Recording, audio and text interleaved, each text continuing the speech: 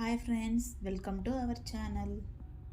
ఈరోజు నేను మీతో ఎన్నో ఆరోగ్య ప్రయోజనాలు ఉన్న మల్టీగ్రెయిన్ దోశ రెసిపీని షేర్ చేయబోతున్నాను. దీనిలో వాడే ఇంగ్రీడియంట్స్ అన్నీ చాలా న్యూట్రిషన్ రిచ్ అండ్ ఎంతో హెల్తీ కూడా. ఇంకెందుకు ఆలస్యం, రెసిపీ చూసేద్దాం రండి. ముందుగా ఒక బౌల్ తీసుకొని దాంట్లో 1 కప్పు వరకు రాగులు వేసుకోండి. రాగులలో కాల్షియం ఎక్కువగా ఉండడం వల్ల బీపీ షుగర్ రాకుండా చేస్తుంది. తర్వాత దీనిలో 1 కప్పు వరకు మినుములు తీసుకోండి. మినుములలో ఎక్కువగా ఫైబర్ అండ్ ప్రోటీన్ ఉండడం వల్ల షుగర్ లెవెల్స్ కంట్రోల్లో ఉంటాయి. తర్వాత అదే కప్పుతో తెల్ల జొన్నలను తీసుకోండి.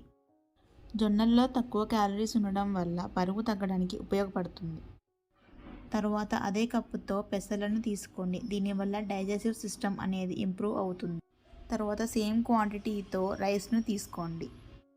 ఇప్పుడు మనం వేసుకున్న రాగులు, జొన్నలు, పెసర్లు, బియ్యం అన్నీ సేమ్ క్వాంటిటీలో ఉండాలి.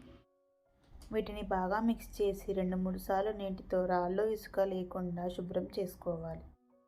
వీటిని కెమికల్స్ వేసి పండిస్తారు కాబట్టి ఇలా కడిగితే అవి చాలా వరకు తగ్గుతాయి. అలాగే ఫెర్మెంటేషన్లో కూడా చాలా బాగా యూజ్ అవుతుంది. శుభ్రం చేసిన తర్వాత దీనిలో నీళ్లు పోసుకొని 6 గంటల వరకు నానబెట్టాలి. నానబెట్టే ముందు దీనిలో 1/2 టీ స్పూన్ వరకు మెంతులు వేసుకోవాలి. మెంతులు యాడ్ చేయడం వల్ల బ్యాటర్ అనేది తిక్కగా వస్తుంది.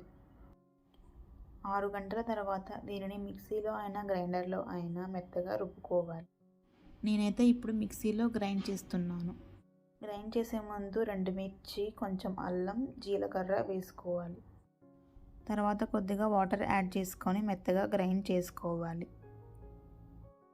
బ్యాటర్ అనేది ఇలా తిక్కగా ఉండాలి. గ్రైండ్ చేసిన బ్యాటర్ అంతా కలుపుకొని 6 గంటల వరకు ఫెర్మెంట్ చేసుకోవాలి. 6 గంటల తర్వాత ఇలా ఫెర్మెంట్ అవుతుంది. దీన్ని బాగా మిక్స్ చేసుకోండి. దీనిలో బ్యాటర్ కన్సిస్టెన్సీకి సరిపడా వాటర్ పోసుకొని కొద్దిగా ఉప్పు వేసుకొని కలుపుకోండి. వాటర్ వేయడం వల్ల దోశలు పల్చగా మరియు క్రిస్పీగా వస్తాయి. తర్వాత స్టవ్ మీద ప్యాన్ పెట్టుకొని ఇలా ఆనియన్తో రబ్ చేసుకోండి. ఆనియన్తో రబ్ చేయడం వల్ల హీట్ కంట్రోల్లో ఉంటుంది. సో మనం దోశ వేసేటప్పుడు విరగకుండా ఇలా గుండ్రంగా వస్తుంది. దోశని ఇలా రౌండ్గా వేసుకున్నాక కొద్దిగా ఆయిల్ చుట్టూ వేసుకోండి. దీని మీద సన్నగా కట్ చేసిన ఆనియన్, కొత్తిమీర, క్యారెట్ తురుమును వేసుకోండి. అంతే, ఎంతో టేస్టీ అయిన మల్టీగ్రెయిన్ దోశ రెడీ.